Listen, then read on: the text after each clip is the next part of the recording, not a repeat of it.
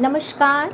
जैसा कि आपको पता है, हम दिव्य होम में हिंदू सनातन धर्म के संप्रदाय की एक सीरीज चला रहे हैं, जिसमें हम बात कर रहे हैं शैव संप्रदाय यानी कि शिव संप्रदाय, जिसका एक उप संप्रदाय है नाथ संप्रदाय। आपने अभी अभी एक वीडियो में देखा होगा नाथ संप्रदाय कैसे शुरू हुआ और उनमें कितने नौ नाथ है। आज हम इस नाथ संप्रदाय की परंपरा को जिसने आगे बढ़ाया वो है गुरु गोरखनाथ, जिसके बारे में इस वीडियो में जानकारी हासिल करेंगे।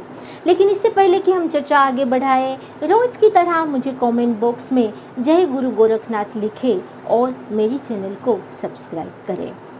याद रहे दर्शकों, हिंदू सनातन धर्म के संप्रदाय के बारे में जो हम आपको एक के बाद एक जानकारी दे रहे हैं वो बहुत ही सटीक और सही है। इसीलिए ऐसे संप्रदाय की जानकारी जो बहुत ही रेयर है, कहीं भी आपको उपलब्ध नहीं होगी, जो हम दिव्य होम से आपको करा रहे हैं। आइए जानते हैं आदि गुरु गोरखनाथ के बारे में। कहते हैं कि भारत की जो भूमि है वो ऋषि मुनियों की भूमि है, तपोबल और योग बल की भूमि है। यहाँ ईश्वर अपने साक्षात स्वरूप को नहीं ला सकते तथा उसके दिव्य स्वरूप का एक रूप ऋषि मुनि या किसी गुरु के रूप में पृथ्वी पर अवतरित होता है और लोगों को समय समय पर शुभ संदेश देता है। इसी परंपरा को आगे बढ़ाते हुए गुरु गोरखनाथ का भारत की स्वर्ण भूमि पर जन्म हुआ, लेकिन गुरु गोरखनाथ का किसी स्त्री गर्भ से जन्म नहीं हुआ था, वो स्वयं अवतरित हुए थे। यही उसके जन्म की विशेषता है। आइए जानते हैं उसके जन्म की कथा। गुरु गोरखनाथ के गुरु है श्री स्वामी मत्स्येंद्रनाथ। एक बार मत्स्येंद्रनाथ अपने यात्रा पे निकले थे, भारत ग्रहण की यात्रा पे। जब यात्रा करते करते उसे भिक्षाटन के लिए आगे बढ़े तो उन्होंने एक ब्राह्मण का घर देखा जहाँ उन्होंने भिक्षा मांगी। जहाँ ब्राह्मणी ने उसको बड़े सेवा भाव से भिक्षा ग्रहण की। ब्राह्मणी के तपोबल को देखते हुए स्वामी मत्स्येंद्रनाथ ने उसकी उदासी को भी जान लिया, क्योंकि ब्राह्मणी संतान विहीन थी। स्वामी मत्स्येंद्रनाथ ने ब्राह्मणी को एक चुटकी भस्म अपने योग बल से प्रस्थापित होते हुए दिया और कहा कि देवी, आप जैसे ही इस भस्म को धारण करोगे आपको एक सुंदर शिव स्वरूप साक्षात पुत्र प्राप्त होगा, जो पूरे विश्व में प्रख्यात होगा। लेकिन आसपास की महिलाओं की बातों में आते हुए उस ब्राह्मणी ने उस भस्म को ग्रहण नहीं किया और एक गोबर पर फेंक दिया। ठीक 12 साल के बाद उसी स्वामी मत्स्येंद्रनाथ उसी ब्राह्मणी के घर वापस भिक्षा मांगने आते हैं और कहते हैं कि देवी, अब तो आपका पुत्र जो शिव स्वरूप है वह 12 साल का हो गया होगा, मुझे उनका दर्शन करना है।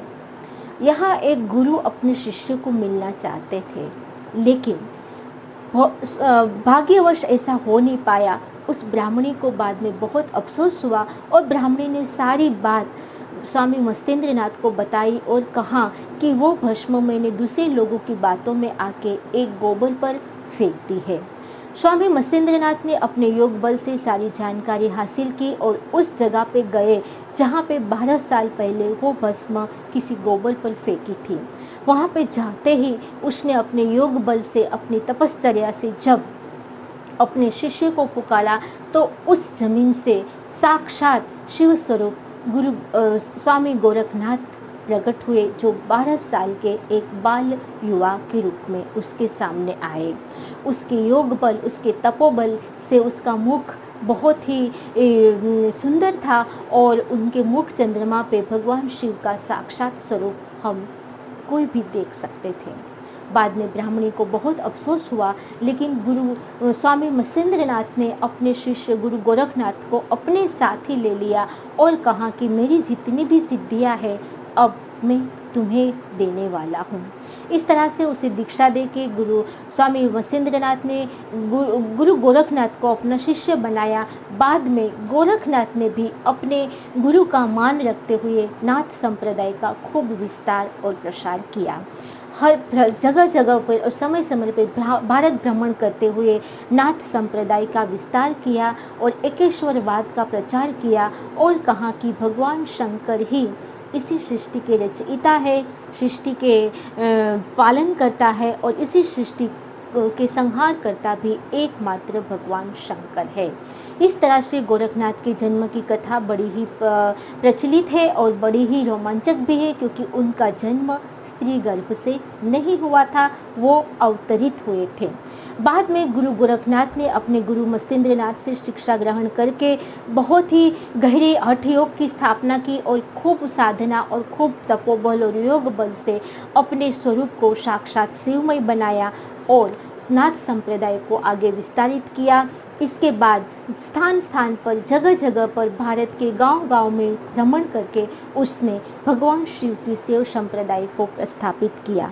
लगभग 12 साल के बाद उन्होंने अपने योग बल से जिस हठ योग की स्थापना की थी, वे हठ योग के सिद्धांत को लेते हुए उत्तर प्रदेश के गोरखपुर गांव पर आ गए, जहां पे उन्होंने अपना निर्वाण भी वहीं पे किया। उसका अंतिम समय उत्तर प्रदेश के गोरखनाथ के उसमें हुआ है, इसीलिए वहाँ पे भगवान श्री गुरु गोरखनाथ की समाधि है, जिसे हम गोरखपुर गांव से जानते हैं, जहाँ से हमारे उत्तर प्रदेश के मुख्यमंत्री योगी आदित्यनाथ भी है। तो ये है गुरु गोरखनाथ की पूरी कथा। गुरु गोरखनाथ ने अपने काफ़ी नाथ संप्रदाय को प्रसारित किया और उसका जो खास ग्रंथ है गोरख साहित्य संप्रदाय, उसका प्रचार और प्रसार भी किया। तथा कहा जाता है कि गुरु गोरखनाथ चारों युगों में सम्मिलित थे, यानी कि सतयुग में वो गुरु दत्तात्रेय के रूप में थे, त्रेता युग में वो राजा राम के ज़माने में वो राजा जनक के रूप में थे, द्वापर युग में वो वेद व्यास के रूप में जूनागढ़ के गिरनार की किसी गुफा में थे और जिसका नाम था भागीरथी, तथा कलयुग में वो गुरु गोरखनाथ के रूप में आए। इस तरह से चारों युगों में गुरु गोरखनाथ का हमें उल्लेख मिलता है। गुरु गोरखनाथ ने शिव दर्शन, प्राण शोकत, आत्मबोध, रोमावली, ज्ञान तीला, ज्ञान चौतीसा तथा गोरख साहित्य संप्रदाय आदि की स्थापना आदि के साहित्य लिखे हैं। और नाथ संप्रदाय के प्रमुख स्थान है, प्रमुख जो गुरु है वो है चौरंगीनाथ, गोपीचंद। गुरु गोरखनाथ कौन से समय में आए थे उसके बारे में भी काफ़ी मतभेद मिलता है, लेकिन ज़्यादातर लोगों का मानना है कि गुरु गोरखनाथ राजा भर्तृहरि और उनके छोटे भाई विक्रमादित्य के समय में, यानी कि प्रथम शताब्दी में आए थे, जिन्होंने विक्रम संवत की स्थापना की। बाकी के काफ़ी लोगों का मानना है कि गुरु गोरखनाथ का समय 9वीं शताब्दी का मध्य भाग भी था। गुरु गोरखनाथ ने देवी देवताओं के शाबर मंत्र की भी स्थापना की थी। जितने भी देवी देवताओं के शाबर मंत्र है उसके रचयिता गुरु गोरखनाथ है। गोरखनाथ का जो नाथ संप्रदाय के प्रसिद्ध तीर्थ स्थान है वो है उत्तर प्रदेश का गोरखपुर गांव, तथा नेपाल में जहां गोरखा लोग रहते हैं वो भी गोरखनाथ के संप्रदाय से ही आते हैं। इसके उपरांत बलूचिस्तान, भूटान, नेपाल आदि जगह पे भी नाथ संप्रदाय के मुख्य तीर्थ स्थान है। आज भी वहाँ के लोग मकर संक्रांति के दिन खिचड़ी का भोग गुरु गोरखनाथ को लगाते हैं और सर्वधर्म समभाव से खिचड़ी का प्रसाद ग्रहण करते हैं। गोरखनाथ ने ही नाथ संप्रदाय में लोगों को कहा कि जब भी नाथ संप्रदाय के संत एक दूसरे को मिले तब आदेश या नमो नारायण ये बोल के एक दूसरे का अभिवादन करें।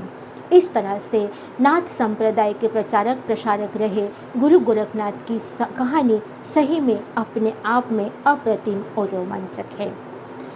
हिंदू सनातन धर्म के संप्रदाय के बारे में आप विविध जानकारी लेते रहिए, दिव्य होम से देखते रहिए।